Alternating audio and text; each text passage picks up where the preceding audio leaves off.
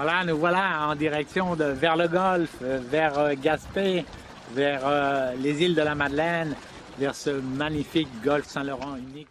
La goélette Gros-Île, après donc ce passé administratif, cette vie de fonctionnaire, c'est donc été vendue à un groupe de plongeurs qui l'a exploité pendant quelques années et qui après n'a pas pu payer des travaux de réfection au chantier de l'île aux Coudres.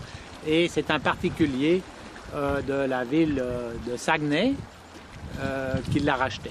Et là, elle a passé quelques dizaines d'années dans le Saguenay, dans la rivière Saguenay, comme chalet, comme chalet flottant.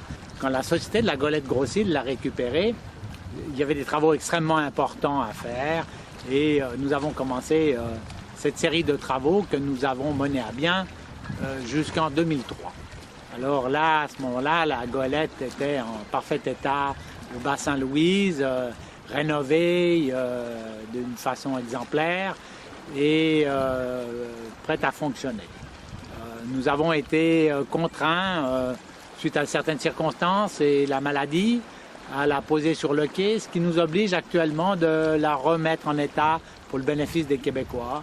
Et c'est pour ça que nous avons besoin un petit peu de financement et que nous parlons aujourd'hui. C'est parce qu'il nous manque très peu pour la remettre à l'eau et dans son état de 2003. On change du bordé, du pont, etc. On va la repeindre, on va la faire belle. On va la remettre en service dans le golfe Saint-Laurent.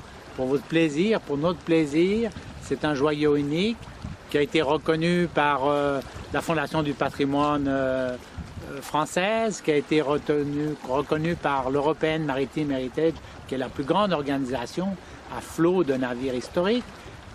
D'ailleurs, nous avons l'immense privilège d'être membres de cette organisation depuis 2010, à leur demande. Ils nous ont demandé de devenir membres en reconnaissance du travail de préservation que nous avions fait